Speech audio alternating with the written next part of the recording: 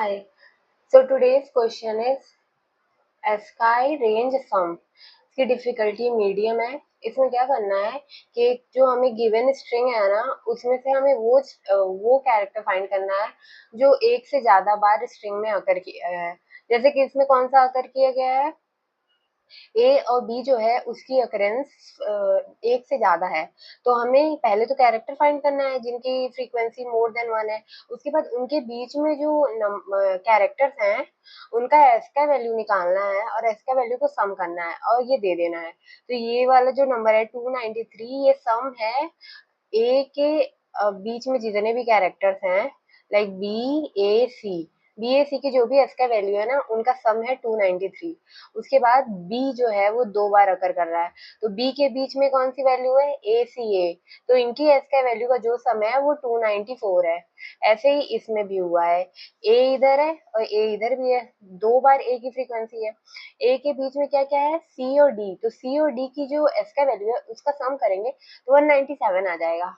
वैसे ही हमारे पास और सी भी डबल टाइम्स है, तो सी के बीच में कौन कौन सा है, डी और ए की भी एस का वैल्यू को सम करेंगे तो 199 आएगा। ओके, यही क्वेश्चन है। इसको सॉल्व करने के लिए हम क्या करेंगे, हम पहले एग्जांपल से देख लेते हैं। एक ना हम मैप बना लेते हैं जिसमें हम सारे कैरेक्टर्स की इंडाइसेस को स्टोर कर लेंगे। ठीक है, स्टोर करने के बाद हम सारे में पहले आइटरेट करेंगे और आइटरेट करके ये देखेंगे कि ऐसा कौन सा एलिमेंट है जो दो बार अकर किया है, और जो जो दो बार अकर किया रहेगा उसके बीच में जो कैरेक्टर्स हैं उनको फाइंड करके हम बस उनकी एस का वैल्यू का सम कर देंगे बस। हम ये भी अभी कोड में कर के तब एक बार एग्जांपल्स को एक्सप्लेन कर दूंगी। पहले ये देख लेते हैं कि इस वाले में हमने क्या किया है कि ए का जो अकरेंस है वो 0 to 4 इंडेक्स पे अकर हुआ है। ठीक है, स्ट्रिंग में फर्स्ट अकरेंस है 0, लास्ट अकरेंस है 4।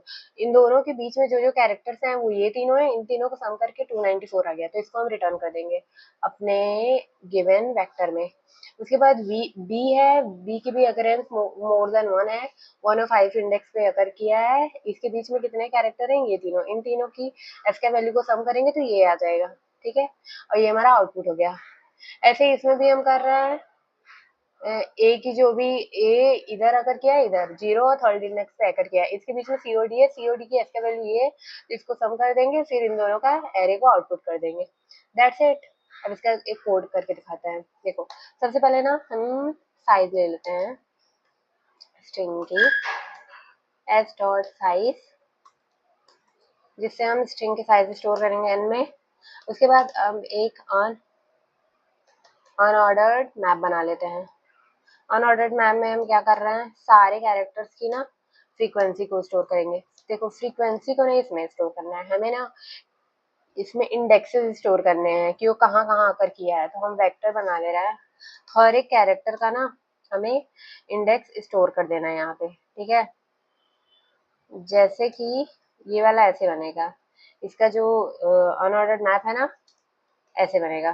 पहले ए होगा, ए ए का जो वेक्टर होगा वो क्या होगा, यहाँ पे 0 पे अकर किया है तो 0 हो जाएगा, उसके बाद 2 हो जाएगा, उसके बाद 0 1 2 3 4 4 हो जाएगा।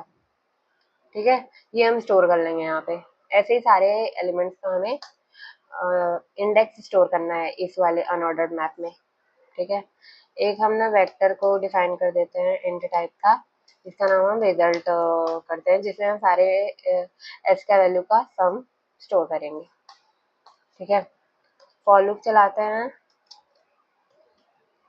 फॉर लूप में हम क्या करेंगे, सारे इस अनऑर्डर्ड मैप को फिल करेंगे। ठीक है,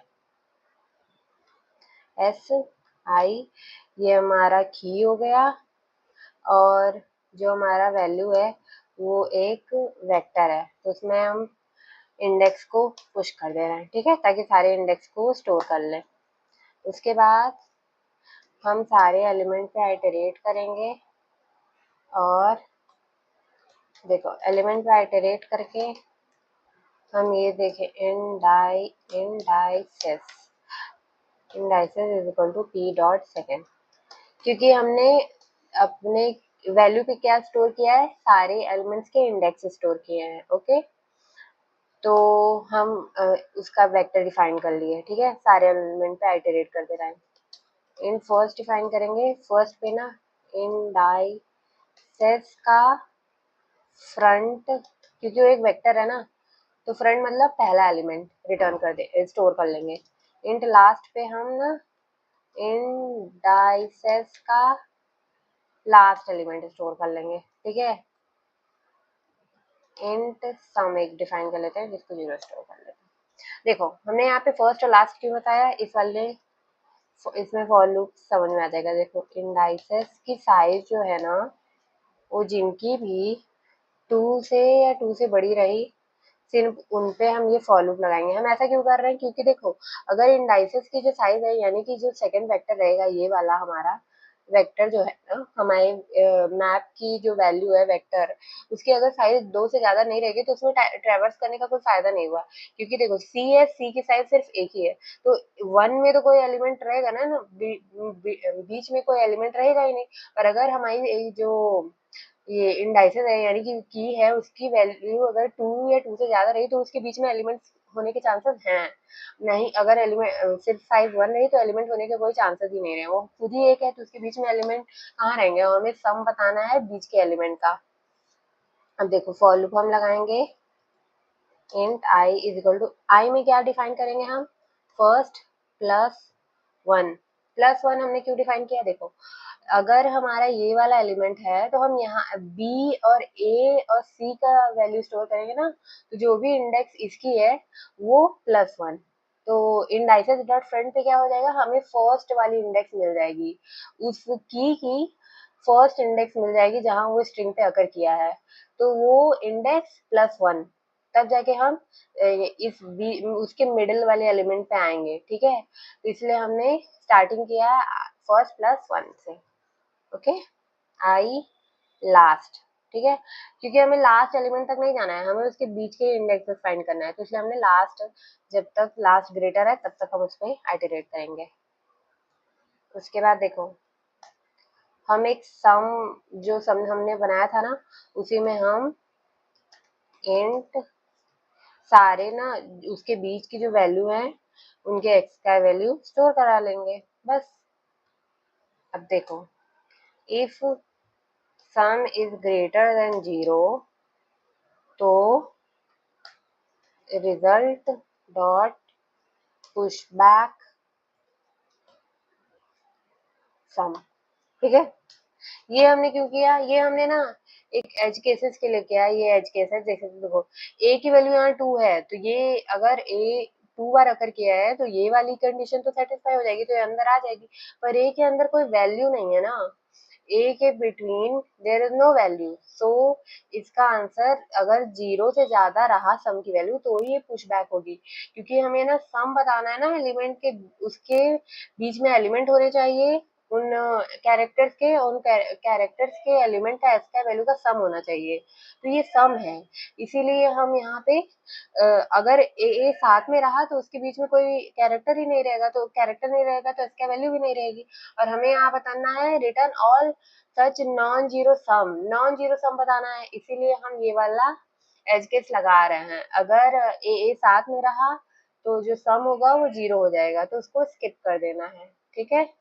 तो इसलिए हम यहाँ पे ये लगा दिए ताकि हम जब सम 0 रहे तो उसको स्किप कर पाए, अदरवाइज यहाँ पे 0 रिटर्न हो सकता है, सिर्फ एज केस में ऐसा होगा, ओके।